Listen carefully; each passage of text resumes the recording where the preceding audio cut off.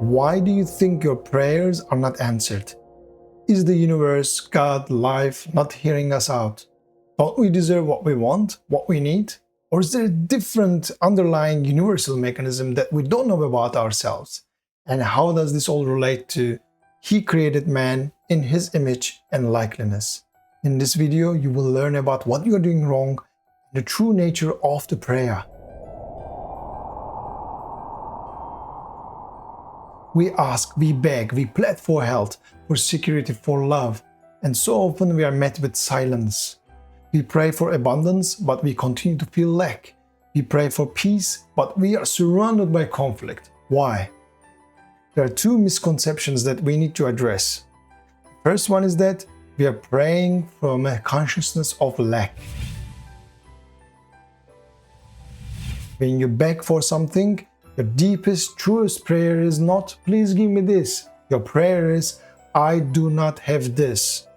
The universe, which is a perfect mirror of our consciousness, simply, faithfully reflects our belief back to us and says, you're right, you don't have it. This is the power of what we call the seed thought.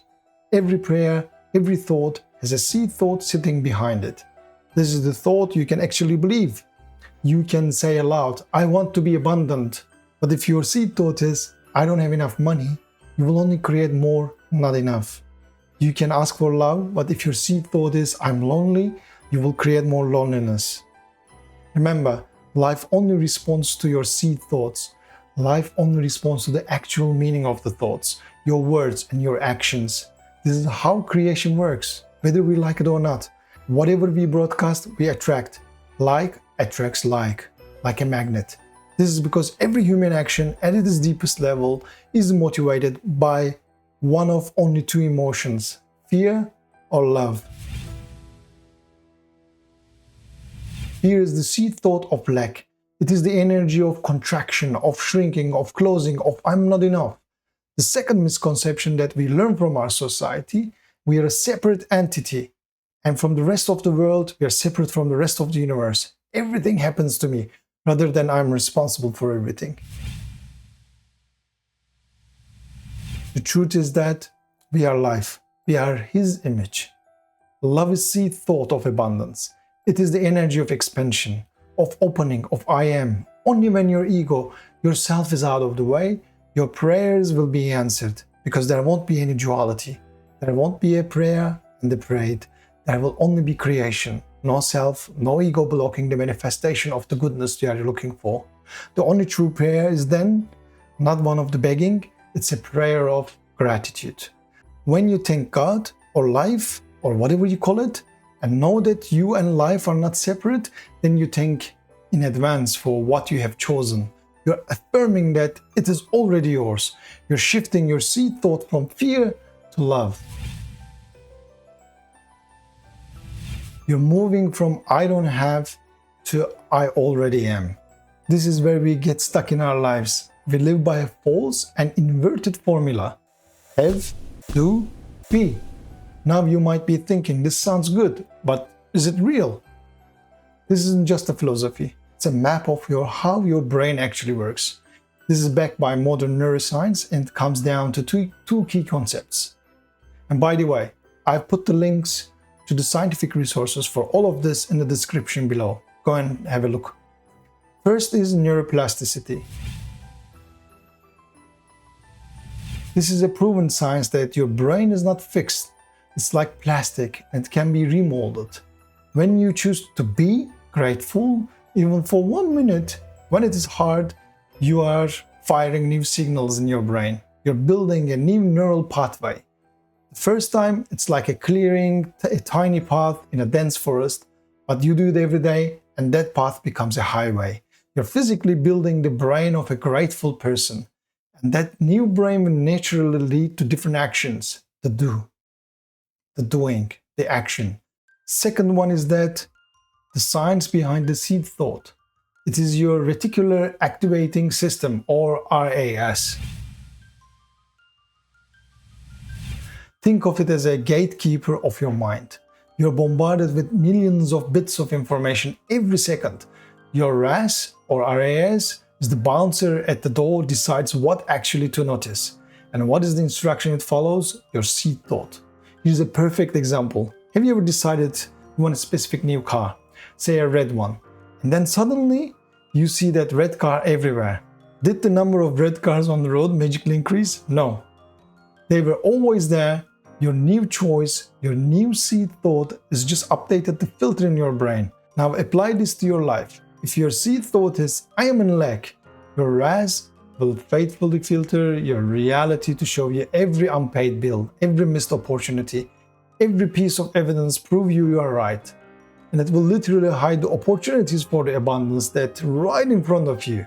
This is why we get stuck in the have, do, be loop.